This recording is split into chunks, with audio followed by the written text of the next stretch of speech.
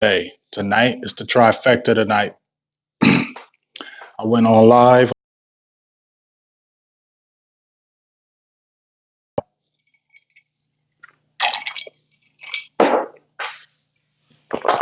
getting ready for this big game. Thurston Howe, what's going on? Chaz Jewell, what's going on? Stephen Arthur, what's goody goody? What's goody in the hoodie? Just out here chilling out in VA. I'm gonna give y'all a quick tour of my mommy's crib. I cleaned it real. I straight to where you on winter, so she said don't clean. But I'll take a little quick tour of the crib, and then we'll jump back and talk some quick football right quick though. So just came out here in VA, not at the crib in Virginia. Wish I was at the game, but not at the game. But you know what I'm saying? Oh man, Steven, I'm just chilling, at the mommy's crib. Give a quick tour. You know what I'm saying? We just in mommy's crib in Virginia Beach, Virginia, VA. How we do it down here? You know what I mean? She got a little doggy. Just a little something, something. Had to do a little work out here today. Working all day pretty much. Getting ready for this game. So let's talk ball. I made a post on my Big Game James page. Check it out.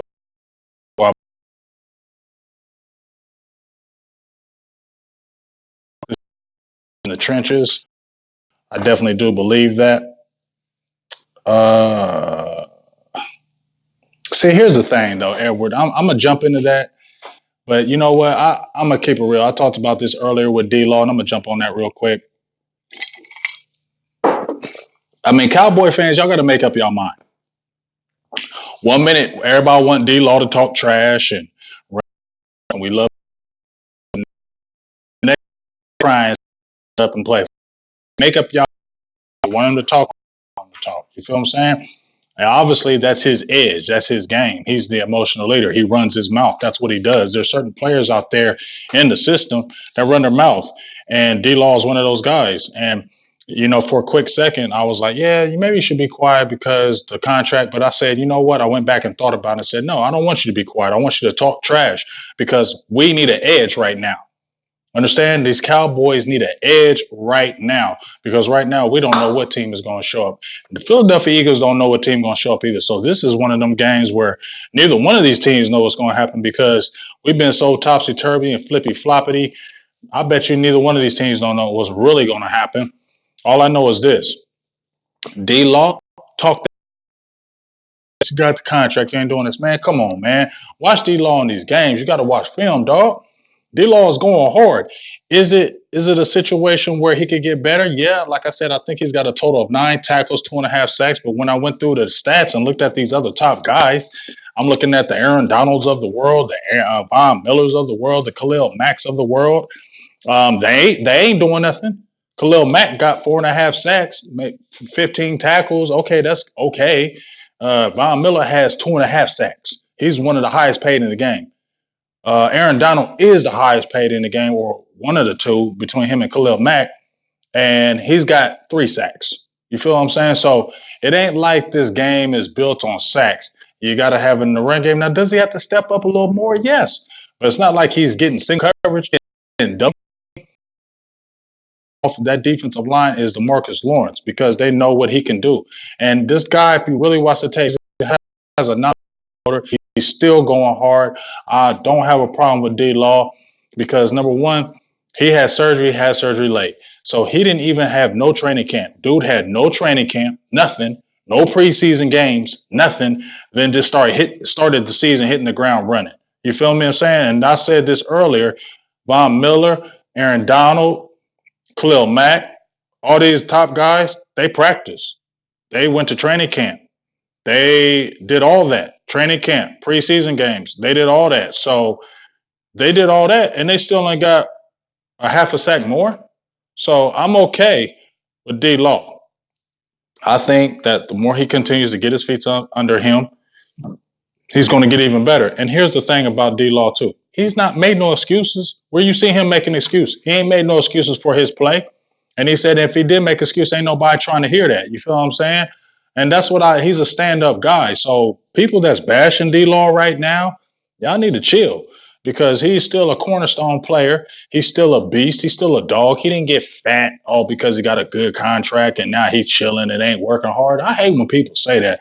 You can look at certain players and say, yeah, you know what? He probably is like that, but I'm not going to say D-Law is like that. He's giving maximum effort. He's still going hard. He's still trying to attack players in the run game. He's still going. And then I heard people saying, "Oh, Quinn is better than D-Law. Quinn is playing better." And as I said before, Robert Quinn got, and I love Mighty Quinn. I was one of the guys that wanted him over here, but Quinn got 2 sacks when he got unabated. Nobody touched him. The offensive tackle didn't even touch him. He came straight off the line and nobody touched him, and he tackled the quarterback. That's 2 easy sacks. You take away those 2 easy sacks when nobody touched him, he's got 3 sacks. D-Law's got 2.5. So you get what I'm saying? Like, chill out. Let him talk his talk. Let him do his thing. Let him be him. Okay, because D-Law don't make no excuses. He don't come to the arena making excuses. He don't make excuses for his play. He don't make excuses for the other teams, anybody else on the team's play. He don't make excuses. So people just back up off of him and let him do him. And you're going to see when it comes down later on in the year, he's going to be handling his business. So back up off him. We've been crying about having an emotional leader. Oh, Cowboys ain't emotional. We ain't doing this. We ain't in the game. Ain't nobody on the sidelines yelling. But that man is always in the game and always talking. So let him be that emotional leader. Let him be that leader of the team and let him talk his talk. Don't look, oh, he only got 2.5 sacks. He need to shut up. No, we need him to talk because guess what? Peterson said he's going to come into Dallas and they're going to beat us and they're going to take first place. No, I want somebody on our team to say, no, you're not. No, you're not going to come in our house. No, you're not going to do that. No, you think you're going to do that, but we're going to bust your head. You get what I'm saying? And that's why I told him to shut his ass up. Excuse my language, my mom upstairs. Shut your ass up because you ain't going to do nothing in here, so we'll see. And that's what I love, the attitude. I want that of our leader. I want our leader standing up and saying, you ain't coming in our house and doing nothing. That's what I want our leader to do. So everybody who's talking trash, chill out because that's what you want your leader to be, a leader. And he still has been. You know what I'm saying? He's got to get his feet under him. All those guys had training camp and all that stuff. He ain't did nothing. I was out there in camp. He was just working on resistance cords. You think a guy who hasn't had no training camp, no preseason games, and then starts the first game of the year from shoulder surgery, he's just going to hit the ground running, getting 5, 6, 7, 8, 9, 10 sacks? No, that don't happen like that, dog. That's not reality. You ever play football? Well, that don't happen like that. So anybody who's beating up D-Law right now, y'all need to chill. That's just my opinion. You can like it if you want. You know what I mean?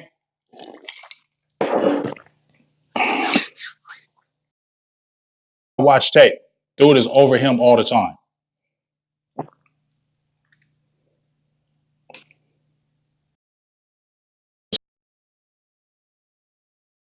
Bro, you a hater, but you a lover too.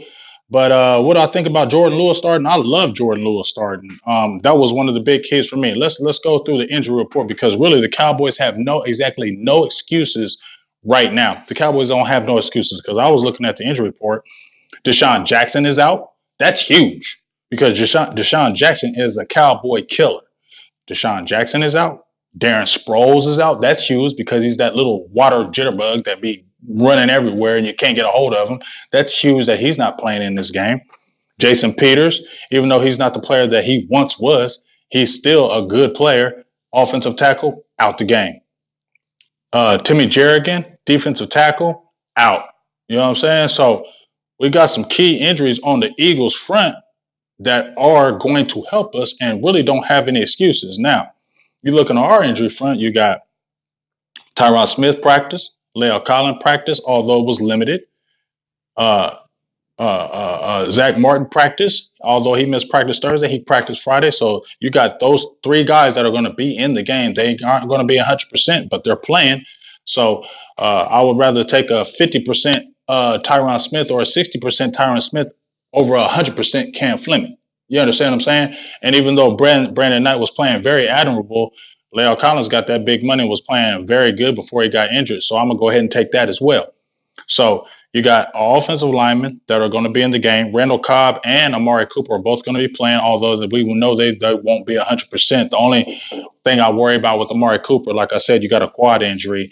You use your legs. That's a little bit nervous for me because I don't want something to happen down the line to get bigger for Amari Cooper. So that's what I'm a little bit worried about with Amari Cooper. But they saying he's looking okay in practice. We're definitely going to need him. Other guys have to step up anyway. But here's the thing. The game is going to be won in the trenches. All offensive line has to still negate that defensive line. They're still going to have Vinny Curry. They're still going to have Fletcher Cox. They're still going to have Derek Barnett. They're still going to have, who else? Brandon Graham. Brandon Graham is a thorn in the Cowboy side. Brandon Graham presents his problem as well as Fletcher Cox. So that game is going to be one in the trenches. Jordan Howard has been playing pretty good. Our defensive line has to step up. That middle, Antoine Woods, Christian Covington. I don't know if even Tristan Hill is even going to be active because now you got a Tyrone Crawford who's on IR, so you might have a Tristan Hill who's going to be active. He's going to have to step up. He's not a one tech. That's the problem. He's not a 0 or a 1 tech. He's more of a 3 tech. And that's the problem. We don't have that solid guy besides maybe Antoine Woods and Covington, and they're not really big players per se. So the good thing about it is the Philadelphia Eagles aren't a great run team. They got Jordan Howard. He's okay. I'm not really fearful of Jordan Howard, but it's decent. But the thing of having Darren Sproles out, who's that guy who can kill you in screen passes, is really good. Now I think the biggest thing that we're going to have to not say worry about, but the biggest thing the Cowboys are going to have to worry about on defense is Dallas Goedert and Zach Ertz. They're going to throw them tight ends. I think the last time we played the Eagles, Zach Ertz had like 12 or 13 catches in that game. They lost, but he's going to be a guy that Carson Wentz is going to be looking to. Alshon Jeffrey, okay, he'll probably get some passes. Nelson Allegor, sorry. He'll probably try to go deep with him, but those aren't guys I'm really scared of, okay? But when you're looking at that game, that inside them seams, that 0 to 10 yard line, where you're going to see a Dallas Goedert and a Zach Ertz, that's where we're going to have to really focus on these tight ends. We're going to have to really shut down that tight end game because they always seem to have big games against us as their tight ends. They are tight end heavy.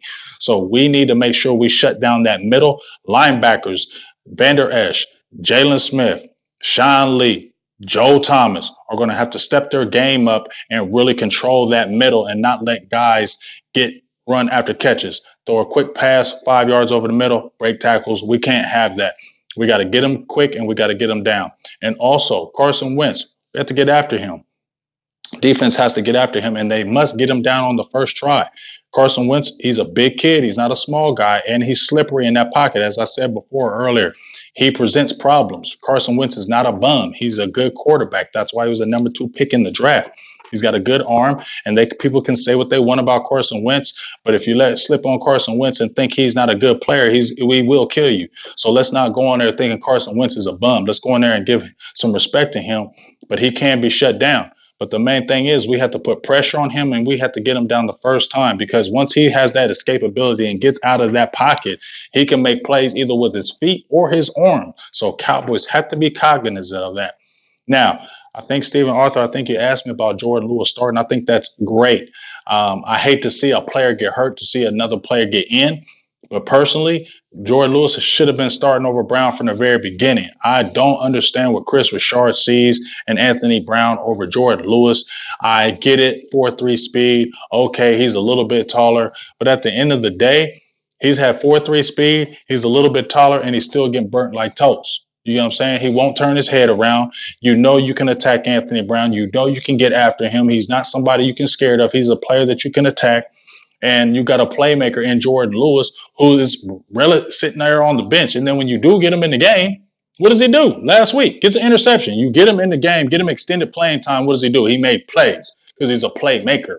So you need to keep playmakers on the field. So if you look on the defensive side of the ball, get playmakers in there because we don't really have playmakers in the secondary. Cheeto, he's not a playmaker. Okay. Byron Jones, he ain't a playmaker. They're really good they're good corners. They're sticky corners, but they're not playmakers. Jordan Lewis is a playmaker. Xavier Woods, no matter what you say about him, in my opinion, I think he's still a playmaker. We know Jeff Heath ain't no damn playmaker. Can we play some Donovan Wilson? I mean, this is the thing that I want to see more. Get Tony Pollard in his daggone game. Get Tony Pollard in his game. I mean, his snap count and his snaps have decreased expeditiously. I like using that word like T.I. says. You got to get Tony Pollard in his daggone game. You're getting 6% of the snaps, 7%, 9%. That's not going to work. You drafted this guy that spelled Ezekiel Elliott. You drafted this guy for explosiveness in that backfield, but he's barely seeing the field. This is a perfect game playing against these Eagles where you can really exploit these Eagles and their defense on their linebackers with a Tony Pollard. Get Tony Pollard in this daggone game tomorrow and play him. Play him back in the backfield with Zeke. It's okay. Do it. Because those some different looks where you got Pollard and you got Ezekiel Elliott, so you don't know what's going on and you don't know what's going to do. Keep them off balance, keep it unpredictable, and main thing is stay attacking. But the word of the day, if you're looking at our team going forward against these Eagles, mistake-free football, smart football. What has Dallas been doing the last 3 weeks, and not just the last 3 weeks, since, under the Jason Garrett era? Dumb penalties, mental mistakes, coming out sloppy. Those things fall on the coach. Now, even though the players are doing these dumb plays, there's a coach over top of them should be saying, you can't make these dumb plays. You understand what I'm saying? So we got to tighten up that ship and can't have bad plays. Bad plays are Malik Collins grabbing the jersey, horse collar, and Sam Darnold. Bad plays, or even though it's a bogus call, Cedric Wilson having a pick in the end zone and could have made it 23-13, 21-13 with 3 minutes left in the third quarter, and we could have changed the game. Bad plays are just penalties at the end, opportune times. You get a 15, 20-yard gain on a pass, and we're excited. Next thing you know, there's a penalty on the ground. Holding, 77. We can't have those plays against these Eagles because this is the battle for first. And if we're trying to go to a next level, got to clean it up. Got to clean up that front line. You got to clean up these penalties. And you got to play smart football. You got to know when to make moves and know when not to. Okay? Live to play another down. Be smart. Dak Prescott, I said it earlier. You got to be smart. Throw that football right, dog. Stop throwing it behind our guys. Lead them. You know what I'm saying? You got to have them anticipation throws. I know that's what a lot of people are frustrated with Dak Prescott. And people get on me like, oh, man, you always talking great about Dak Prescott. He can't do no wrong. No, I'm not saying that. But when you're looking at what he's done, he's had a damn good year. But he definitely needs to get better. And he definitely needs to lead these receivers with the pass. Because I believe if he would have led Amari Cooper in that Packers game, even though it touched his hands and he should have caught it, you got to lead them, dog. You got to anticipate the throw, not throw the ball where they're at, where they're standing right there. Anticipate where they're going to be and release it. But, Dak has never been that super accurate guy, and he's never going to be. Okay? That's just not his game. He's not a Romo. He's not a guy that can just throw you into the game. He can throw for 400 yards, 500 yards, but it's not like a Romo could do it. And I'm not hating on Dak. I love him. But let's keep it real, okay? He's just not that great passer like some of these other guys, but he has his legs. He does have an arm. He can do other things, and he's a great leader, and he will you to a victory, okay? But you have to use your other options, and you can't get down. So I think the thing with me is we don't want to get in a hole, because we get in a hole. I don't want Dak Prescott throwing 40, 50 times a game. I just don't. I love him, but I don't. We got to keep it to where you got equal amount of snaps on the run game and the passing game. Whether it be Tony Pollard and Ezekiel Elliott, run them guys. Let's not get down early, because when we get down early, we have to go away from the run game. Then we have to throw the ball all game. And I really don't like that, because that's not the formula of Cowboy winning football. Let's just keep it real. It's just not. It doesn't seem to work. So keep the ball in your guys' hands, Ezekiel Elliott, Tony Pollard, and then you have a Dak Prescott. 35 passes in a game. That's 30 passes in a game. That's great. You feel me? That's great for a Dak Prescott. 20-something carries for Ezekiel Elliott. Get maybe Pollard, maybe 10, 12 carries. You can do it. You can do it in the pace of the game.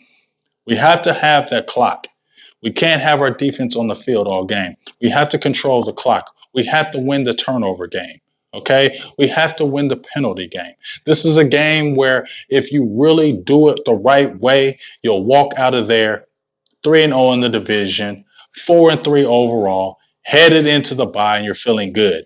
You lose this game, you're 2-1 in your division, you're 3-4 overall. You lost 3 NFC games, and then you're headed onto a bye week, and it's nothing but chaos and everything going on. You understand what I'm saying? So this game is huge for the mindset and the psyche of the team. I told you, do or die. I made the topic about 2 or 3 days ago. It's a do or die. This is a do or die game, not for the season, but once again, it's a do or die for the psyche of the team. Because if you lose this game, more doubt continues to creep in as we speak. But I'm going to listen to what y'all got to say right quick. Let me see what y'all got to say.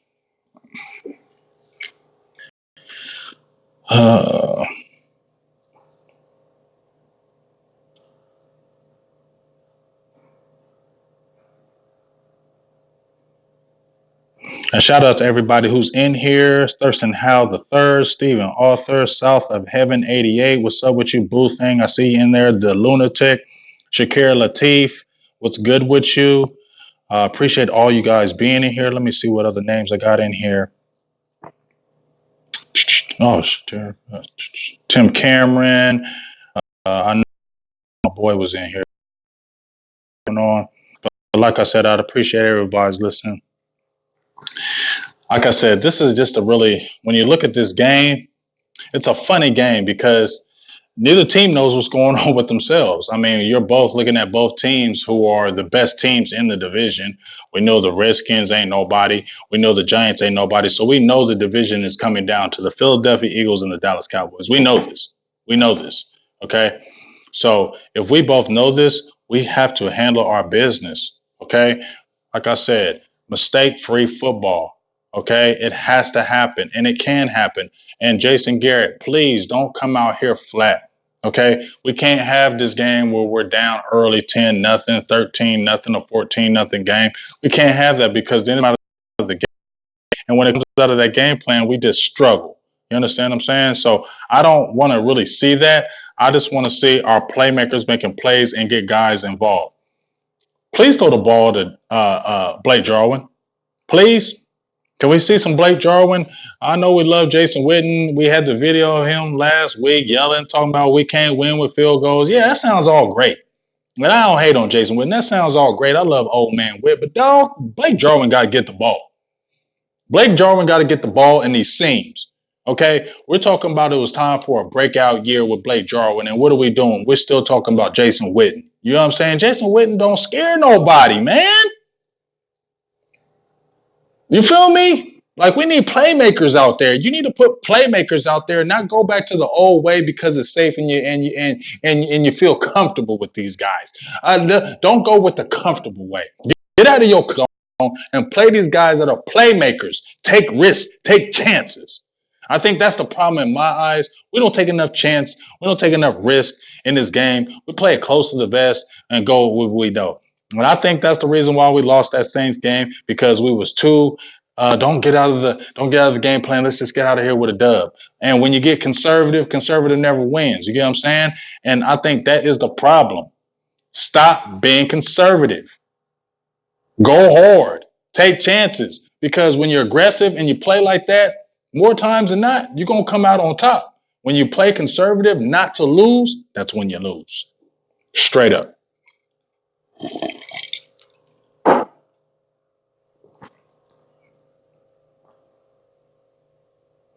Yeah,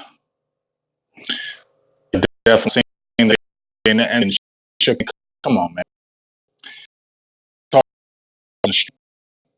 Everybody's Kirk Cousins plays.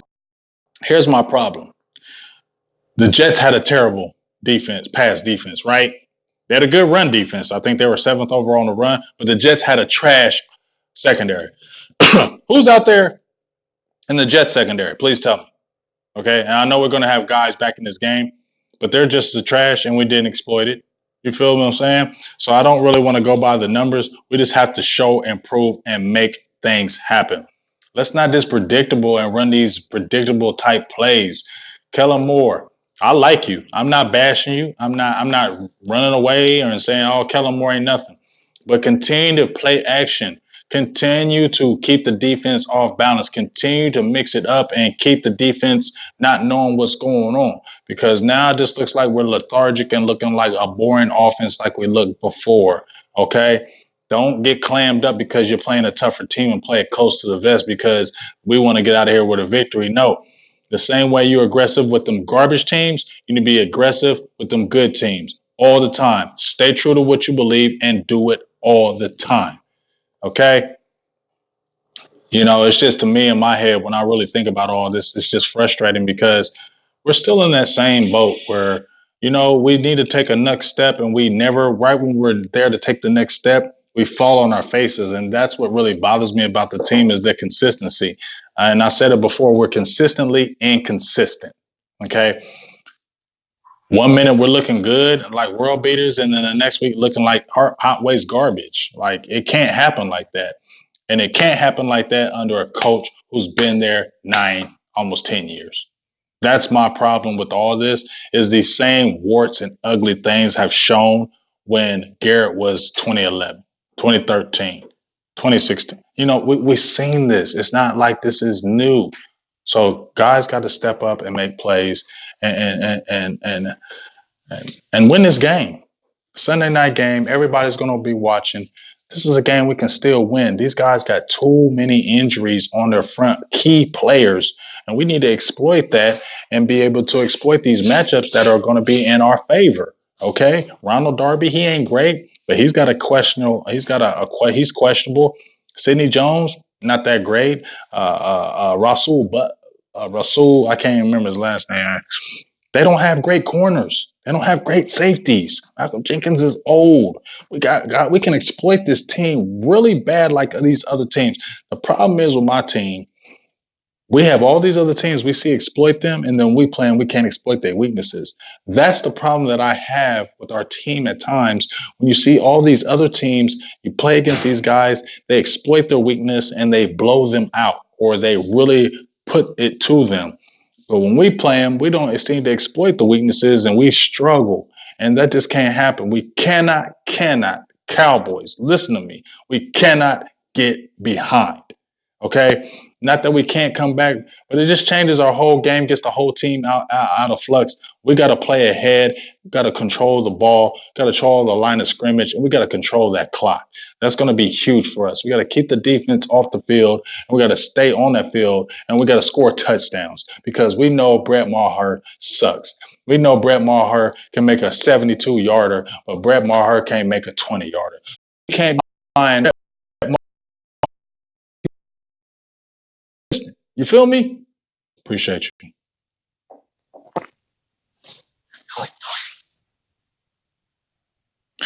But like I said, we're gonna see.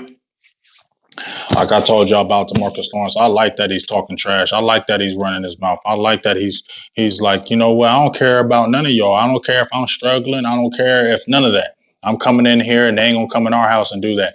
That's what I want out of my leader. I don't really, I want him to have better stats, but I still want my leader talking trash to these bums.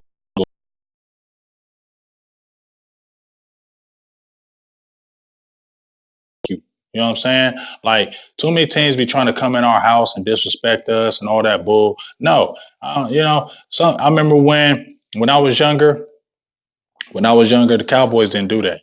See, when I was in the 70s and 80s, I remember the Washington Redskins played the Cowboys, and they had back in the day, if you were any kind of old school, the Redskins of them would get together in the end zone after they scored a touchdown, and they all throw their hands and they jump up in the air and smack their hands right on the opposing team's spot.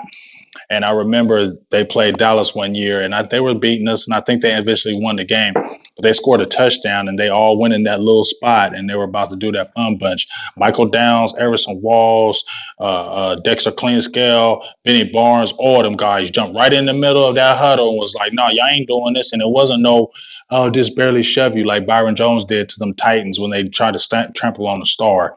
It wasn't like that. It was like, no, we're going to fight y'all. And that's what I want. I mean, the game that I want from this team from going forward. So talk that talk, D-Law. I'm with you. Run your mouth, D-Law. I'm with you. I ain't one of these people that's bashing you. I want that attitude, and I want you to have a good game and blessings, and let's go out there and get these Eagles. You feel me?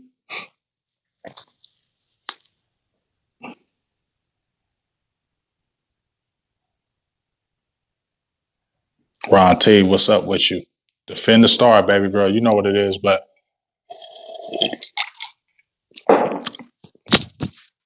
I did the trifecta today. Appreciate everybody for the like and support. Remember, you can always donate as well. Subscribe to the page. If you go on our Facebook page, you can be a subscriber for as low as $4.99 a month. You can be a proud Patreon supporter of our Silver and Blue Nation with our YouTube, www.silverandbluenationpatreon.com. You can subscribe as low as $1. We have 15 subscribers currently right now. We definitely appreciate you. Thank you very much for your subscriptions, but we need more. And let me tell you something. I'm going to be real honest when I tell y'all this. We ain't out here trying to just take y'all money and like, no, this is for the betterment of the Silver and Blue Nation. You know what I'm saying? This is create better content, get more equipment, do things that other people maybe not be doing, be trendsetters. But we can only do that with your donations. And as I said before, if you really think about what you do on a monthly basis, money you spend, a $5 a month ain't gonna kill you. It really not. So if you're really loving the content that we're trying to bring to you, if you really like Producer G is a monster. I mean, I ain't hating on nobody, but Producer G started a lot of trends out here in this game. For real. Producer G started a lot of trends out this game. So y'all need to really see that and respect that. Come on, man. Look out there and donate, subscribe, be somebody that's going to make this nation better. And we definitely appreciate that. So I'm not going to hold y'all any longer. Like I said, I did the trifecta, 3 shows, worked all day at my mom's crib, trying to get better. And then tomorrow we're going to get this dub. We need to shut all these haters up because it's going to feel real good that they come in our house and we smack them Eagles and we can talk trash the next day. Don't y'all want to do that? We want to talk trash that next day to these bums. That's what we want to do. So we want to go out there and get this victory. So Jason Garrett, be on top of your game tomorrow, dog. Be on top of these players. Talk to these guys. When you have your meeting in the morning or before you go out there, talk to them and tell them no mental mistakes. Mistake-free football. Smart football. That's what you need to tell these guys every time. So when you think you're about to do a dumb play, smart football. Because if you do the smart play, you won't have the bad play later. You know what I mean? So just want to tell you, like that coffee cup? It's dope, ain't it? So appreciate for everybody tuning in once again. Thank you for everybody. You know, I can't say it enough for everybody who supports Silver and Blue Nation. I can't say it enough. And shout out to Brian. I want to give him another shout out at Walmart.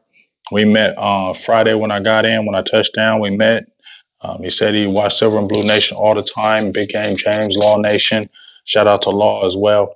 But I really appreciate Brian for showing us that love. Took a picture with him, but I appreciate everybody from the bottom of my heart who takes the time to jump in our feed and have good talk back and forth and continue to like and support. So I just want to always tell all our subscribers, all our people who are always jumping in the feeds of Stevie Arthur, Stevie Mac 23, Gambino, Thurston Howe the Third, just so many people that are constantly with us every single time. And I'm telling you, if you only knew how much that meant to us, how much you've built what because it was you. We've only built this because of y'all. We went hard on our end, but it's only been because of y'all. Only been because of y'all, the reason why we're getting where we're going, and we're going to go to even a higher level. So continue to support even more. Continue to go even harder for Silver and Blue Nation. Because the harder you go, because we always go hard, the harder you go, it's going to keep taking us from here to here. And I'm telling you, this thing is going to be super official in a few more years, but we continue to need that support from you guys. So I definitely just want to always give you guys a shout out every single show, because without you, we're nothing. So shout outs to y'all. Salutes to everybody. Appreciate y'all man, I love y'all for life. I love the comments y'all give, the smart football intellect that y'all bring to the table. We just have a great conversation. I just want to always tell y'all how important y'all to me. So let's do this. Let's get this dub tomorrow because it's all about us getting this trying to get this 6, man. And we need to get this division lead 3-0 in this division, making it happen and getting this dub and going 4-3 at the bye and getting ready for the rest of the season. So with that being said, I'm gonna go ahead and get up off of here. Once again, I appreciate all the love that y'all have shown. Thank you for everything y'all have done. And we're going to talk to you soon, and let's get that Cowboys victory. Now, tomorrow, usually we do our watch parties tomorrow. I think producer G still may do a watch party. He may be on a solo tip because I'm not going to be able to do what we have here. I may try to get online here because I do have a headset. So we'll see if I can jump on and do a watch party tomorrow with producer G. But if not, producer G may do a watch party tomorrow. If not, I'm still going to go live, probably at halftime, give my thoughts, and then after the game, jump in and do a live here from Virginia. So, and then we'll see what happens. Hopefully, we're hoping and praying that it's a big victory for the Dallas Cowboys, and we have a great talk tomorrow. And hopefully, it's not one of those things where Dallas loses, and then we're just sitting there looking at ourselves mad at the world. So, let's get this W. Let's take first place. And let's be on top in our rightful place that we deserve. Dallas Cowboys for life. You get what I'm saying? So thank you for everybody jumped in the feed. We appreciate all the comments. We'll be talking to you tomorrow. Go Cowboys. And let's get this first place heading into the bye because the time is now and it's no excuses. And that's where it always going to be. Salutes to you. And I'm out. Big Game James, producer G Voltron, Silver and Blue Nation,